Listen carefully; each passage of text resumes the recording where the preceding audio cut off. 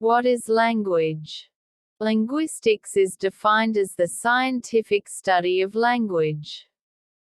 Language is used to express inner thoughts and emotions, make sense of complex and abstract thoughts, learn to communicate with others, fulfill our wants and needs, and to establish rules and maintain our culture.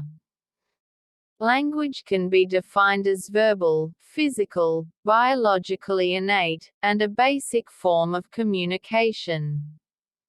The question, what is language, is equal to, what is life? It is difficult to define the word, language, especially when it has many alternate words in other languages.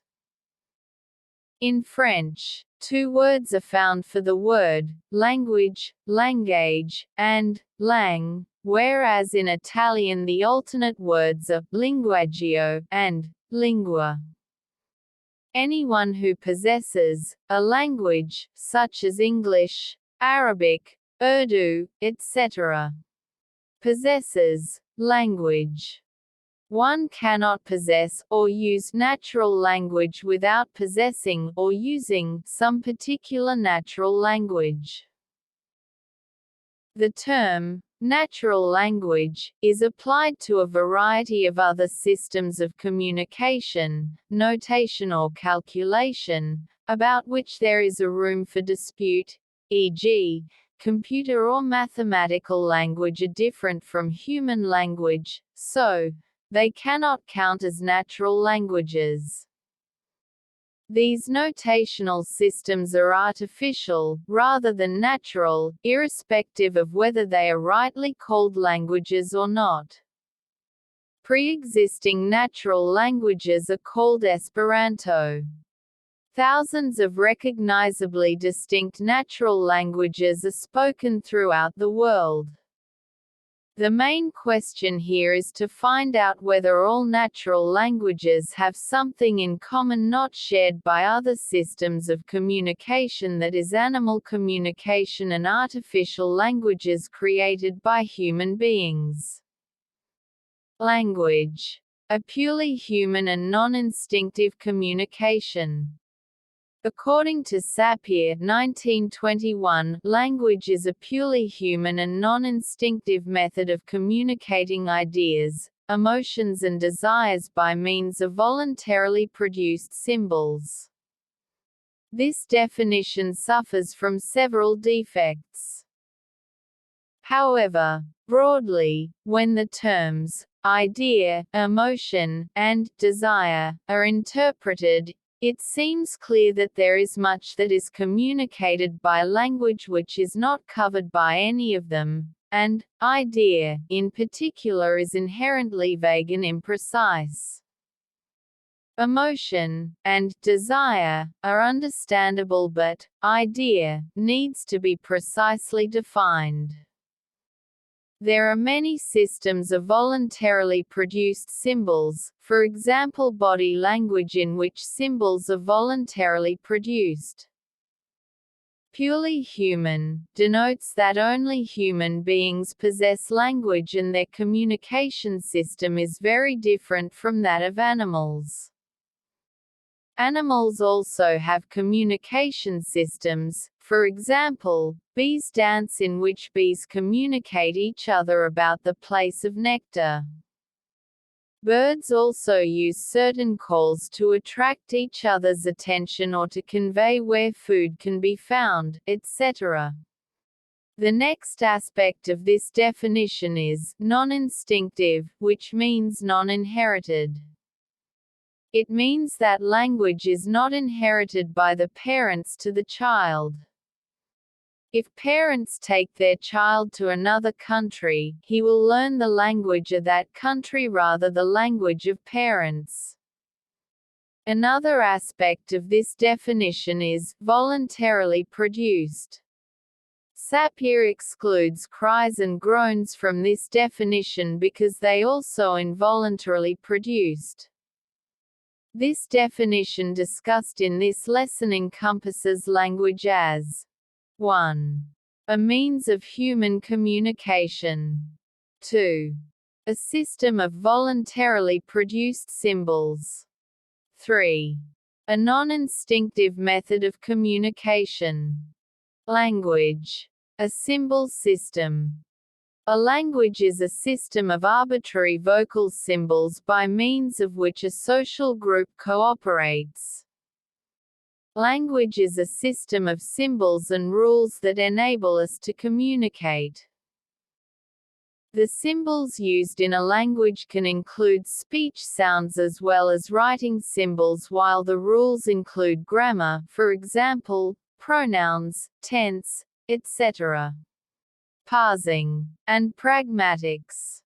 There is an arbitrary relationship between a linguistic symbol and its referent.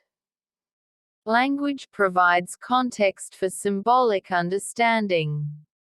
Every language has its own way of encoding and expressing human experience, and an entire way of thinking is lost each time a language becomes extinct. It is important to differentiate between language and communication. Communication is a process whereby there is an exchange of information between the sender and the receiver. This information can be transmitted through scent, song, gesture, tone, writing, painting, or language. Language is a symbolic form of communication. Behavioristic view of language. Language is the institution whereby humans communicate and interact with each other by means of habitually used oral, auditory arbitrary symbols. Paul, 1968, in his An Essay on Language, introduced the terms institution, and habitually used oral, auditory arbitrary symbols. The most noteworthy in Hall's definition, however, is his use of the term, habitually used, and there are historical reasons for this. Linguistics and the psychology of language were strongly influenced for about 30 years or so, especially in America, by the stimulus-response theories of the behaviorists. Within the theoretical framework of behaviorism, the term habit acquired a rather special sense which laid the foundation of the term habitually used. The term habit was used with reference to the bits of behavior that could be identified as predictable responses to particular stimuli. Hall presumably means by language symbols the vocal signals that are actually transmitted from the sender to receiver in the process of communication and interaction. Now it is clear that there is no sense of the term habit, technical or non-technical, in which the utterances of a language are either themselves habits or constructed by means of habits. If symbol is being used to refer, not to language utterances, but to the words or phrases, it would still be wrong to imply that a speaker uses such and such a word, as a matter of habit, on such and such an occasion. Structural view of language. According to Chomsky's Syntactic Structure, 1957, a language is a set of finite or infinite sentences, each finite in length and constructed out of a finite set of elements. All natural languages, both spoken and written, are languages in the sense of his definition. Each language has a finite number of sounds and can create indefinitely many distinct sentences. It is the linguist's job to differentiate between sentence and non-sentence sequences. Chomsky believes that structural properties are complex, abstract, and highly specific, which must be known to a child prior to his experience of any natural language. In this regard, Chomsky is a rationalist rather than empiricist. So, According to Chomsky, language is structure-dependent. The definition encompasses purely structural properties of language and suggests that these properties can be investigated mathematically. Miscellaneous definitions of language.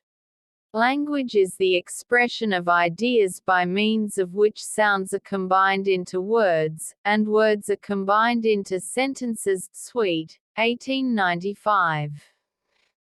Language is a form of communication by means of which a system of symbols is principally transmitted by vocal sounds. Hobbins, 1990.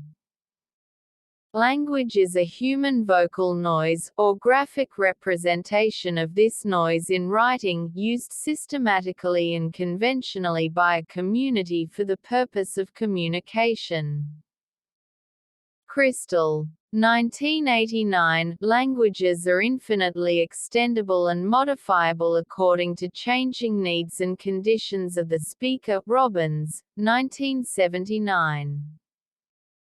A language consists of symbols that convey meaning, plus rules for combining those symbols, that can be used to generate an infinite variety of messages. Whiten, 2007. Language is not an abstract construction of the learned, or a dictionary maker's, but is something arising out of the work, needs, ties, joys, affections, and tastes of long generations of humanity, and has its bases broad and low, close to the ground. Whitman. The above-mentioned definitions encompass the following language properties. 1. Arbitrariness. 2. Flexibility and modifiability. 3. Freedom from stimulus control. 4. Structure dependence.